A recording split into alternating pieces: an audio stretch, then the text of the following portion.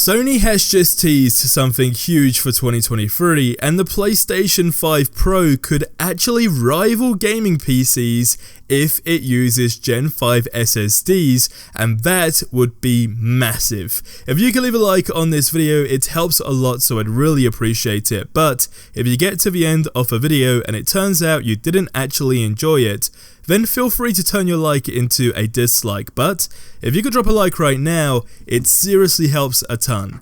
So PlayStation has teased big things to come for the PlayStation 5 in 2023, which not only includes the major video games, but also hardware releases. Now, PlayStation posted a tweet a couple of days ago that says 2023 kicks off in a big way for PlayStation. Here are some highlights to help set your calendar. On January 24th, we have the Forspoken release. On January 26th, we have the release for the DualSense Edge controller. On February 10th, we of course have Hogwarts Legacy, which is incredibly anticipated. On February 22nd, we have the PlayStation VR 2, and then fall of 2023, we of course have Marvel Spider-Man 2. Now, even if we just remove the DualSense Edge controller from this list and actually talk about video games, this alone is massive for Sony. It is going to be absolutely insane. Now, if we bring back in that DualSense Edge controller and the PSVR 2, that's where things get even more exciting. But of course, where things get triple more exciting is about the PlayStation 5 Pro. So of course, it's been 2 years now since the PlayStation 5 has been available, and some are now looking towards the potential of a PS5 Pro and actually what it will entail. Now, not only will it come with significantly more horsepower to make sure that the system can actually keep up with way more demanding titles, but the most important change that it would actually bring, or could bring, is the adoption of the Gen 5 SSD. Now, if you are familiar with SSDs for PlayStation 5, then you will know that they are currently NVMe Gen 4s and match that of the internal drive found within the PlayStation 5 itself. Now, even at the end of 2022, these drives are still incredibly capable and have actually yet to even be replaced wholesale by emerging Gen 5 SSDs that should actually be way more common in 2023 and beyond. And that's what makes the possibility of what the PlayStation 5 Pro will actually entail just a lot more exciting. Now, with the current standard of the Gen 4.0, you're looking at maximum sequential read speeds of up to, I believe it's 8,000 megabytes per second, with many top performing models such as the Samsung 990 Pro and Corsair MP600 Pro LPX coming close to that performance cap. Now, in terms of real world use inside the console, you would actually notice near non-existent loading times depending on how the PlayStation 5 games are optimized to take advantage of it. Now, Gen 5 SSDs are mega fast, so don't even doubt that situation there.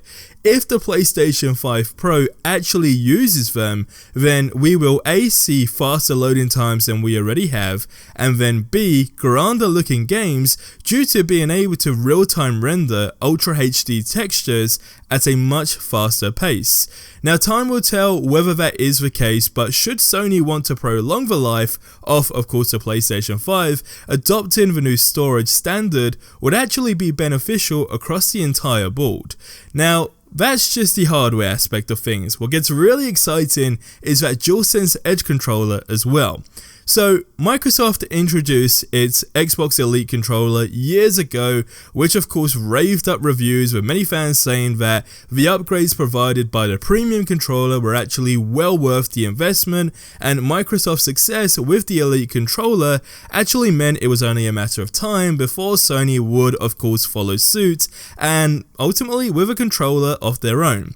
Now, starting January 26th, PlayStation gamers can get their hands on the new DualSense Edge controller, and the PlayStation equivalent of the Xbox Elite controller. So the DualSense Edge actually features a wide range of enhancements that actually should make it the definitive controller for PlayStation 5 gamers.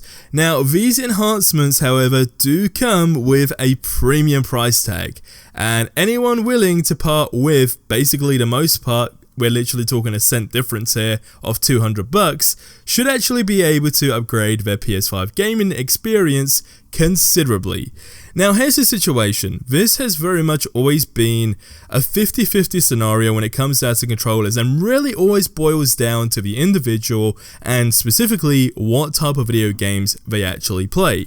If you are somebody that just genuinely plays video games from time to time and you're literally not bummed out in terms of how a controller actually responds to certain things, then let's be honest, probably paying $200 isn't going to be for you.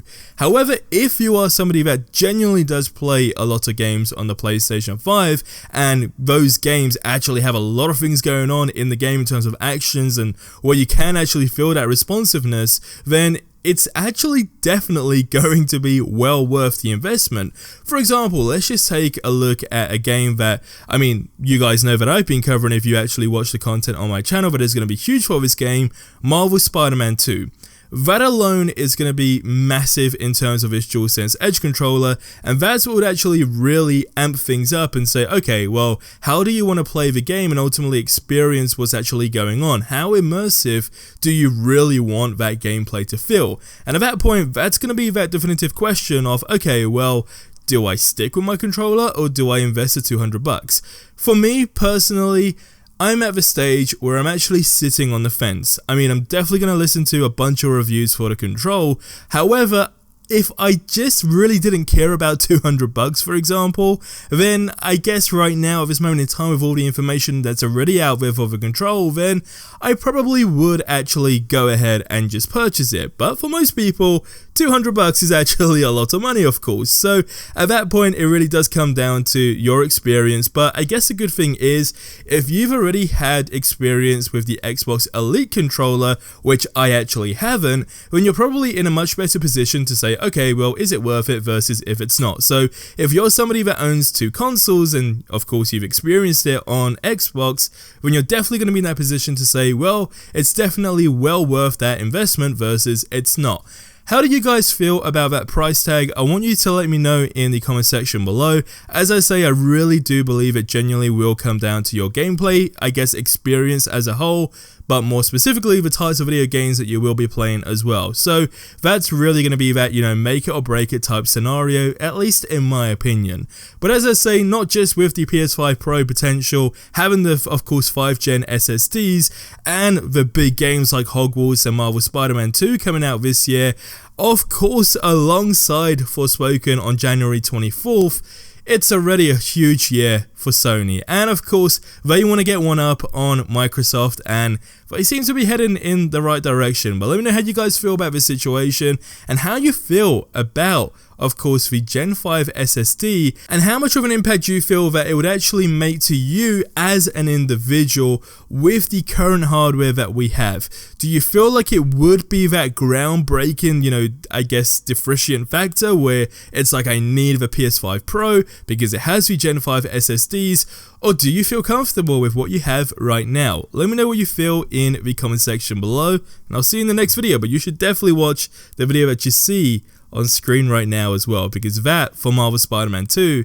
is going to blow you away. We've got some hot news coming very, very soon, because things just continue to get teased day after day, week after week. Check the video out on screen.